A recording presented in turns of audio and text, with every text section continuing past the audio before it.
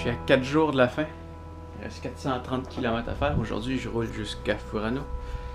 En train de préparer toutes mes affaires pour sortir. En fait, je viens pas mal de finir. J'ai juste à monter mes sacs sur mon vélo. C'est beaucoup de préparation à chaque matin. Le soir, quand j'arrive, changer de linge, sortir toutes mes affaires, mon ordi. Ça fait beaucoup de stock à resserrer le matin. J'en ai généralement pour à peu près 1 heure à tout ranger dans mes sacs, recompacter, tout bien replacer, s'assurer que j'ai rien oublié. Beaucoup de préparation. Je ne me plaignais surtout pas. Faire du vélo toute la journée et dormir à un endroit différent chaque soir, il faudrait être fou pour s'en plaindre. C'était ma routine du matin et elle me plaisait bien. Chaque matin, après avoir déjeuné, je rangeais tout ce que j'avais dû sortir de mon sac la veille. Ordinateur, caméra, téléphone, village, souliers, portefeuille, passeport, le linge la veille qui avait séché durant la nuit, les provisions que je venais de faire au dépanneur, les bouteilles d'eau, etc., etc. Je vais aller minutieux comme ça, parce que je dois mettre ce sac-là en premier. Parce que sinon ça fait trop de poids par ici, puis ça fait trop de poids sur mon pied qui tient par du tape, je vous rappelle. Alors, vous pouvez casser. Et en mettant ce sac-là de l'autre côté, ben là, il pourrait canter de l'autre côté. Alors si je mets juste un petit peu de force, je pousse par là, le vélo il tombe. Pas facile. Je devais aussi compresser mon sac de linge, car malgré le peu que je transportais, pour qu'ils rentrent dans mon sac, je devais les ranger dans un sac de compression. Sans oublier que je devais entretenir mon vélo, en nettoyant la chaîne quotidiennement, en regonflant les pneus, en le nettoyant pour qu'il puisse bien rouler jusqu'au bout.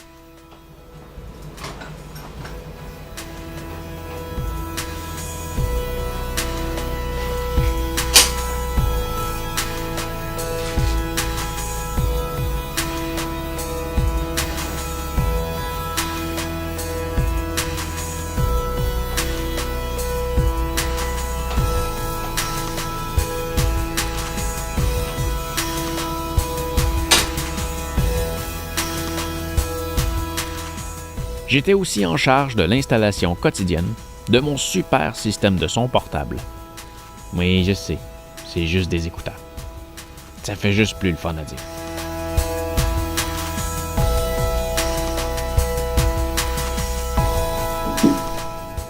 Et il y avait ce moment où tout le monde devait bien s'amuser en me regardant franchir les cadres de porte.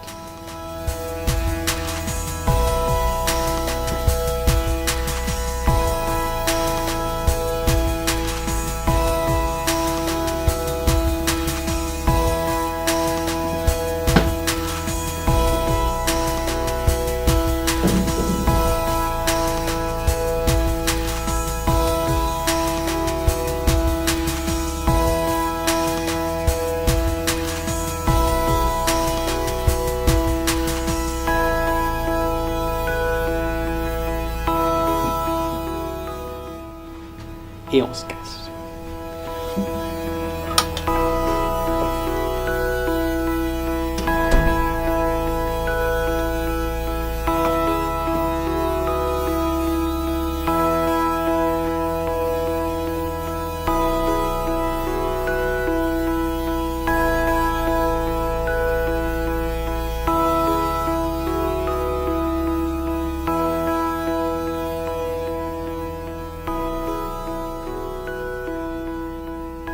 Dans les ascenseurs aussi.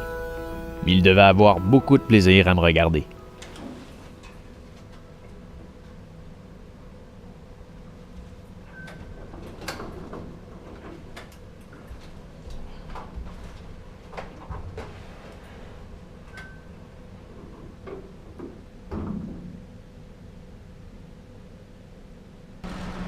C'est une belle journée ce matin, exactement ce qu'on peut espérer.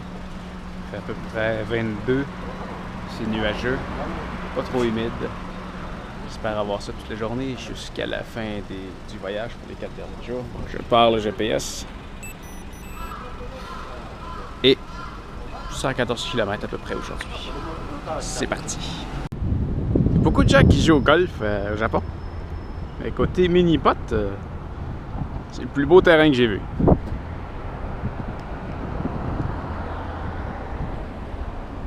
Sur du vrai gazon. Cool. Ça roule extrêmement bien ce matin. J'ai 46 km de fait. C'est quasiment sur le plat. C'est une petite montée constante. Donc, avec les côtes que je viens de monter, on peut dire que c'est du plat. Et c'est seulement mon estomac qui m'a demandé un peu de sushi. Alors, je m'y en donne.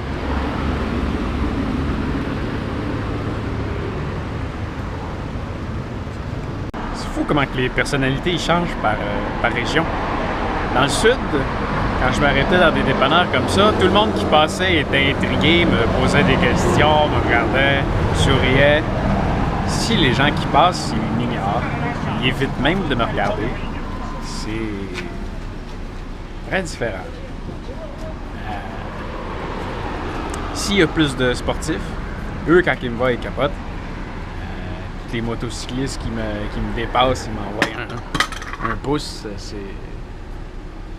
très différent. Dans le sud, il y avait juste des autos qui arrêtaient à côté de moi pour me demander où est-ce que je m'en allais. C'était vraiment le fun. Mais bon, c'est pas grave.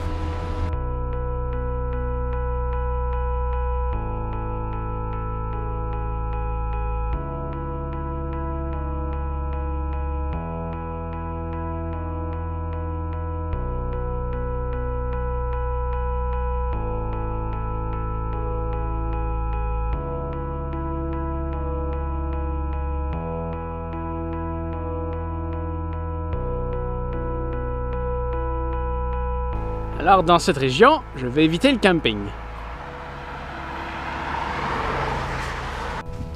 Je m'apprête à aller essayer un truc qui risque d'être assez drôle. Ça fait plus de 3000 km que je pédale avec un vélo qui pèse 110 livres. Et je vais aller me promener un petit peu dans la ville parce qu'il y a 2 bons restaurants que je veux essayer.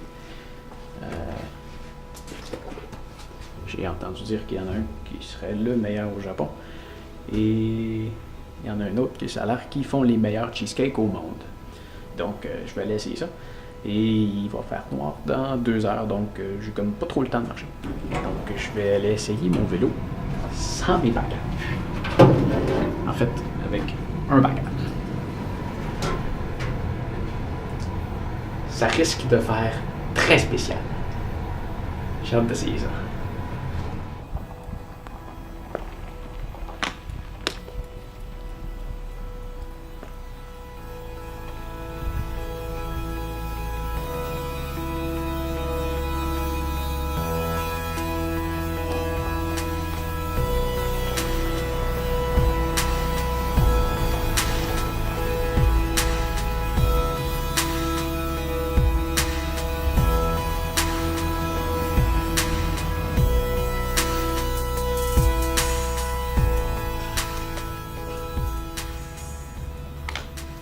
J'ai pas d'équilibre. C'est vraiment bizarre.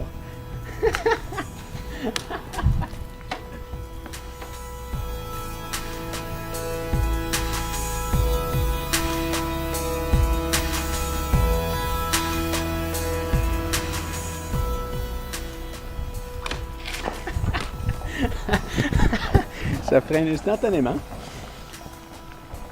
Ce qui est normal, mais inhabituel. J'ai vraiment pas d'équilibre. Je suis tellement habitué à tenir mes bagages tout le temps.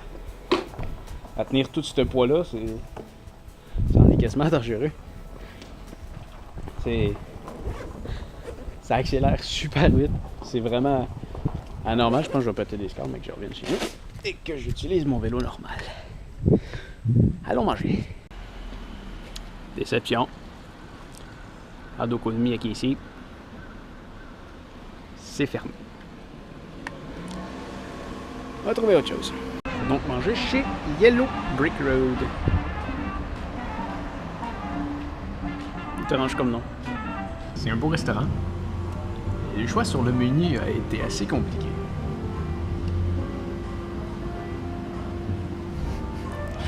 J'ai demandé au serveur de m'amener son plat préféré. C'est pas un genre de truc qu'ils veulent faire ici. Ils ont peur, on dirait qu'ils ont peur de nous décevoir. Fait qu'il m'a fait venir le chef de la place qui parlait mieux anglais. Et il m'a expliqué le menu. Donc, je devrais manger des pâtes aux crevettes. Ça devrait être bon. Ça a l'air bon. Et ça se mange avec un truc que ça faisait longtemps que je n'avais pas vu. Une fourchette. C'est excellent. La portion était bonne. Mais pas pour un cycliste qui est en train de traverser le Japon et qui est affamé. Alors, je vais essayer leur pizza, eux aussi. Et la pizza. Et maintenant, on va essayer le fameux meilleur cheesecake au monde. J'espère. Mais voici, au Furano Délices, qui est fermé. Oui, parce qu'au Japon, ils ferment n'importe quel jour de la semaine. Et il n'y a pas personne qui est ouvert les mêmes jours, en fait. Ça leur tente pas de prendre congé, mettons, le dimanche, tout le monde. Non, non, non. Ici, ils ferment les mardis. Mais on n'est pas mardi. Mais ils ferment à 6h. Et il est 6h30. C'est un restaurant de dessert qui ferme à 6h.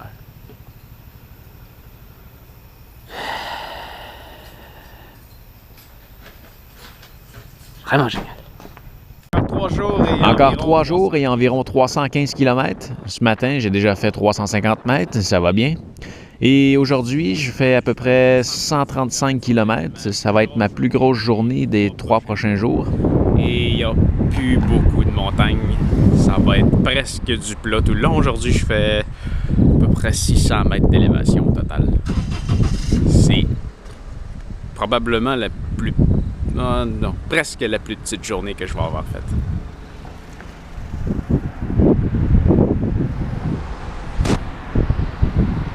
Il y a 3 choses que je voulais faire à Furano. C'est d'aller au restaurant qui était fermé hier, d'aller à l'autre restaurant qui était fermé hier et de voir les champs de lavande. Et ça, j'espère que je suis pas trop tard dans la saison. Ça se peut. Si c'est le cas, je suis venu ici voir rien. Rectification. On ne fait jamais rien pour rien dans la vie.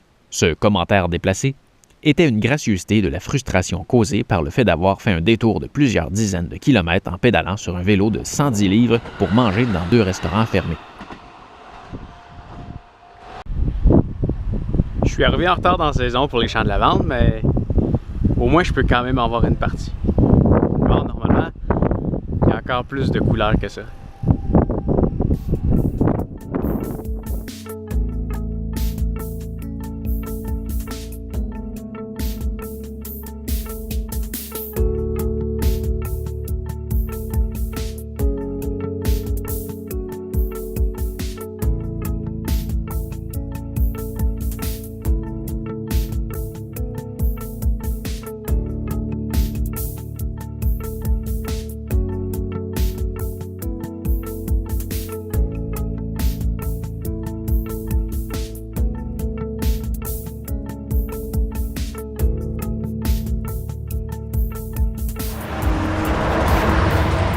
À 234 km de Wakkanai. Wakkanai, c'est la ville la plus au nord. Kapsoya est juste un petit peu plus haut. Wouh! Je me suis rendu à Nayoro comme prévu. Ça a été super bien. Quasiment tout du plat. C'est fou comment ça pédale bien du plat.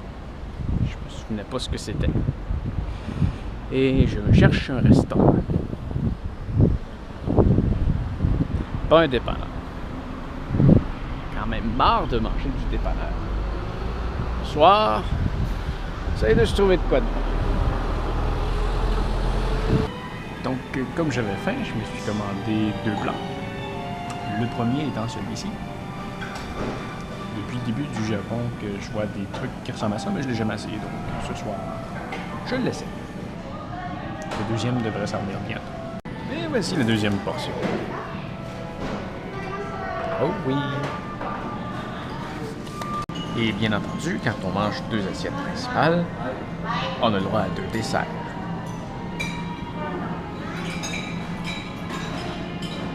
Ah oui, c'est comme ça que ça marche dans la vie. Avant-dernière journée, je me mets en route pour un trou perdu dans 112 km. Et demain, il va me rester 60 km à faire pour me rendre à Cap Soya. Il vient de mouiller pas mal toute la nuit. Il vient d'arrêter. Ça devrait repartir cet après-midi. Donc, je vais en faire le plus long possible, sans pluie. Et je vais repogner la pluie tantôt, c'est ça. Peut-être même bientôt.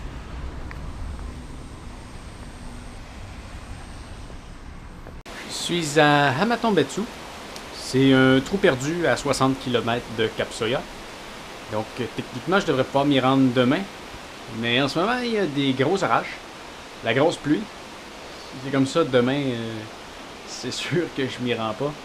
Je pense que j'ai jamais vu de la pluie tomber fort de même. J'ai jamais entendu un orage aussi fort que ça. Finalement, j'ai dû attendre une journée pour laisser la tempête passer. C'est la dernière journée qui commence ce matin. Je suis à un déjeuner et 60 km d'atteindre mon but. Wow! La dernière fois que j'ai vu une pancarte qui annonçait Cap Soya, ça disait quelque chose comme plus de 2000 km. On est rendu à 60.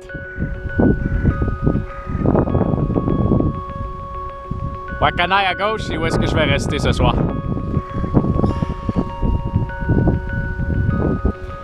Il me reste encore 37 km avant d'arriver. Il vente fort, c'est terrible. Je suis sur le bord de la côte, je suis sur le bord d'un cap. Le vent, il vient de loin. Depuis tantôt, je me cherche une façon de vous l'illustrer en vidéo. Et voilà.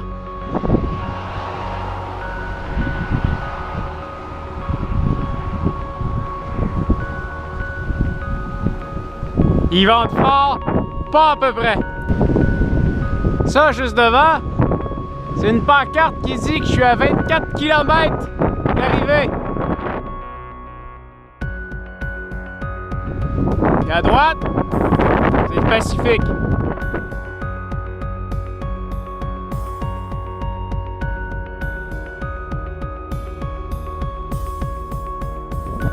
Encore 7 km. J'ai la première vue sur Cap Soya, juste de l'autre côté de la montagne là-bas. C'est tout près.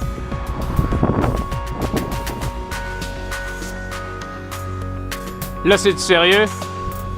Je suis juste sur le bord d'arriver. Juste sur le bord.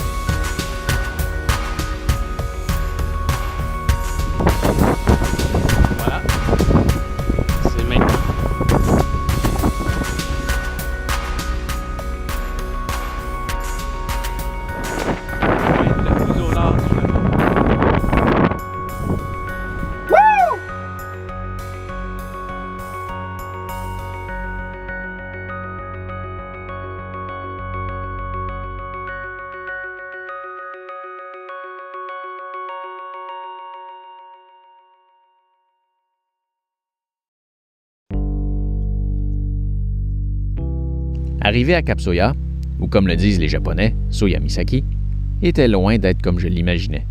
Certes, j'étais heureux d'avoir accompli cet exploit, mais j'étais avant tout mélancolique. Mélancolique d'avoir terminé mon aventure.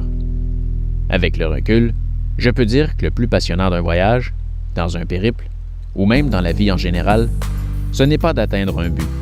Ce sont les étapes, les obstacles, les difficultés surmontées tout le long de cette aventure qui nous font grandir.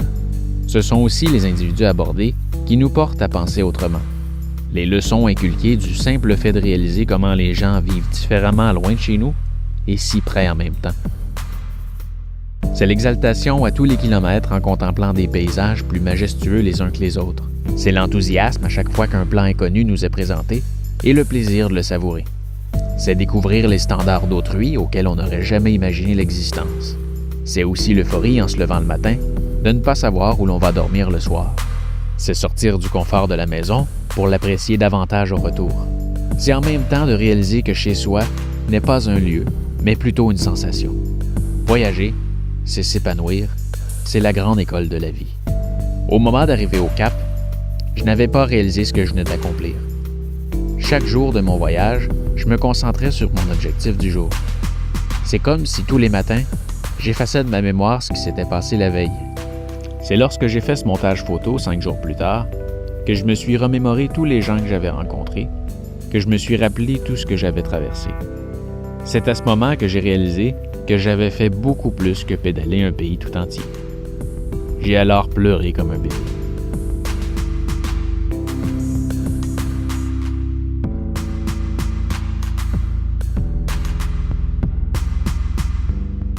Ah! Je viens de traverser le Japon à vélo. D'un bout à l'autre. C'est un exploit. Et j'ai fait des vidéos tout le long pour que vous réalisiez que c'est possible de réaliser des rêves et réalisez-les. Peu importe votre condition physique, vous êtes capable. Le prochain plan fou qui vous passe par la tête, faites-le. Je dis peu importe votre condition physique, c'est que si on m'aurait dit il y a 3 ans que j'allais faire ce que je viens de faire, je l'aurais jamais cru. Je ne l'aurais jamais cru, en effet, car 3 ans plus tôt, j'étais obèse. Voici à quoi je ressemblais 3 ans plus tôt, à l'âge de 19 ans. Je pesais 266 livres. J'étais tellement gros que j'arrivais à suer simplement en me tenant debout. J'étais essoufflé pendant quelques minutes après avoir monté un simple escalier.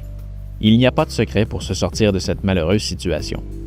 Ce n'est pas les régimes, les entraînements sévères, la médication ou tout ce que l'on peut voir à la télé. Il faut se trouver une motivation, une passion qui nous pousse à changer de style de vie. Dans mon cas, c'est un ami qui m'a fait découvrir les montagnes.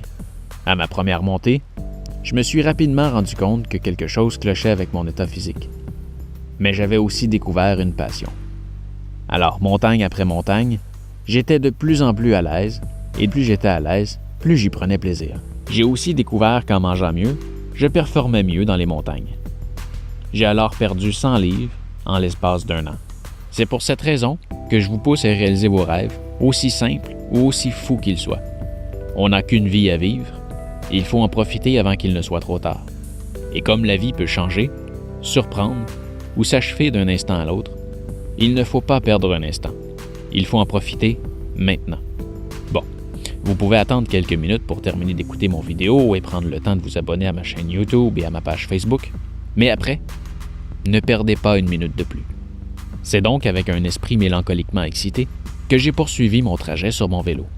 Car après avoir traversé le Japon sur ses 3970 km, après avoir gravi 38 768 mètres, après avoir brûlé 138 000 calories, ou après 3 millions de battements de cœur, une autre aventure commençait. Mon nom est Pascal Marquis, aventurier.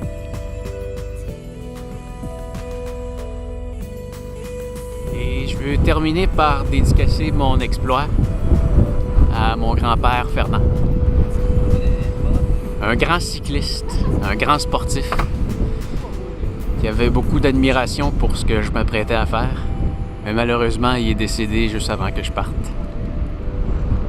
Alors, je l'ai fait pour toi, grand-papa.